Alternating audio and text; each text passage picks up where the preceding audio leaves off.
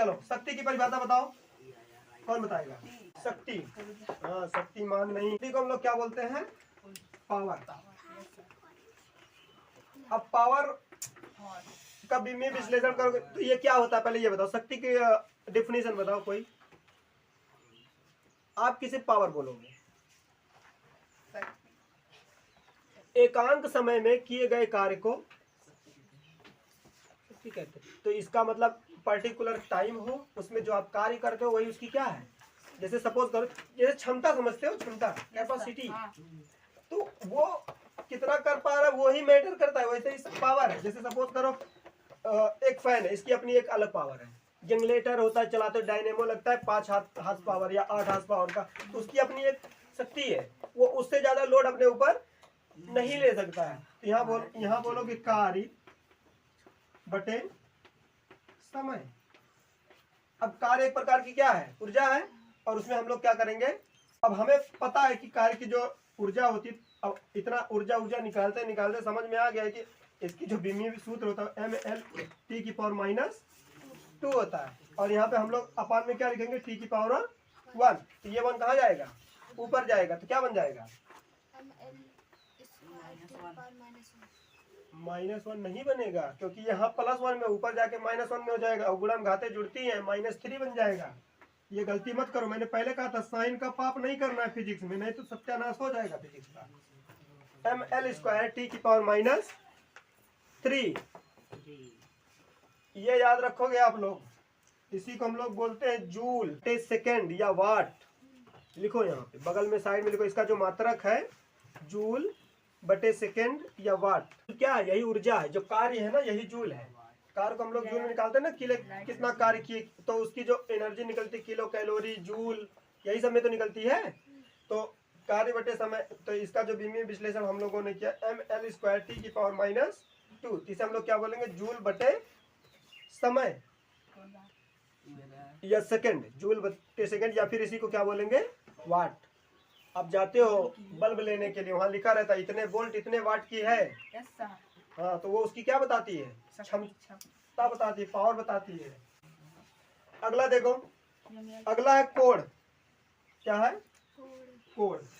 चलो बताओ, कोण को बताया था सप्लीमेंट, सप्लीमेंट बताया था ना, 2 जिस सप्लीमेंट बताया था, याद है कि जब भौतिक राशि लिखा रहा था 7 SI मात्रक लिखवाया था ना, उसी के नीचे 2 सप्लीमेंट बताया था।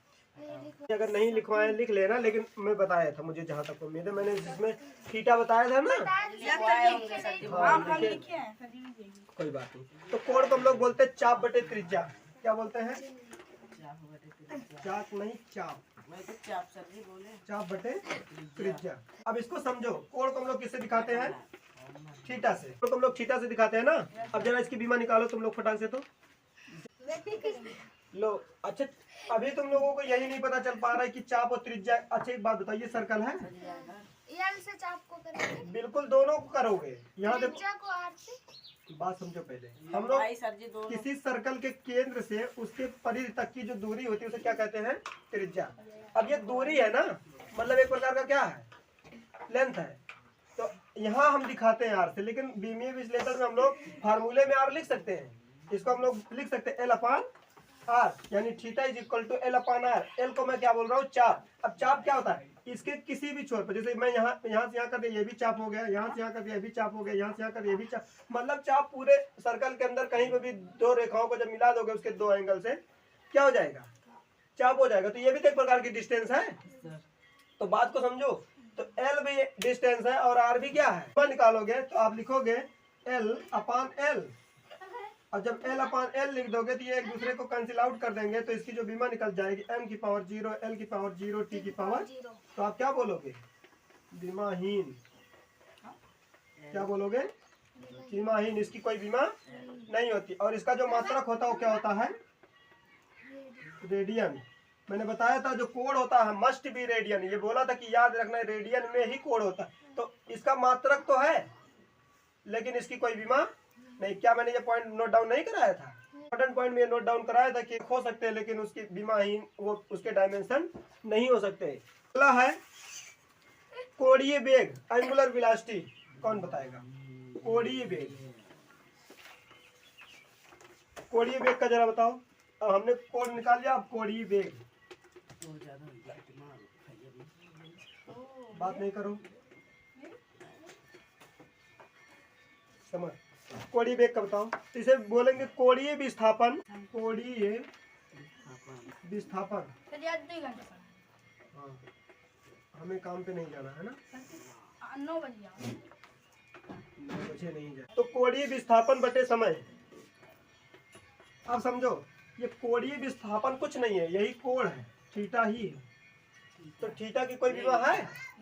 समय की तो है, तो ये बीमा ही नहीं, लेकिन ये बीमा वाला है। तो आप कोणीय वेग पूरा का पूरा क्या हो जाएगा? बीमा हो जाएगा। इसका मतलब आप समझो, इसकी कोई बीमा नहीं, तो आप लिखोगे m l की पावर 0 t की पावर 0 अपॉन t की पावर 1 लिखोगे ना। तो इसका मतलब ये t की पावर 1 ऊपर जाएगा तो क्या बन जाएगा? ये बन जाएगा m की पावर 0 l की पावर 0 t की पावर -1। क्लियर हो गया? तो इसकी बीमा क्या निकल के आ गई? सेकंड। इसे हम लोग क्या बोलेंगे? इसका मात्रक जरा बताओ। इसे बोलेंगे रेडियन प्रति सेकंड, क्योंकि ये नीचे सेकंड था ना, तो इसका मात्रक क्या हो जाएगा? रेडियन प्रति सेकंड। तो कोणीय वेग, एंगुलर वेलोसिटी इसी को बोला जाता है। अब ऐसे ही निकालना होता कोणीय त्वरण, एंगुलर निकाले ना। इसका मात्रक क्या बताया? अभी तो बताया रेडियन प्रति सेकंड। भाई थीटा को हम लोग क्या बोलते हैं? थीटा को बोलते हैं रेडियन। अब नीचे बटे समय, तो बटे समय कर दो, रेडियन प्रति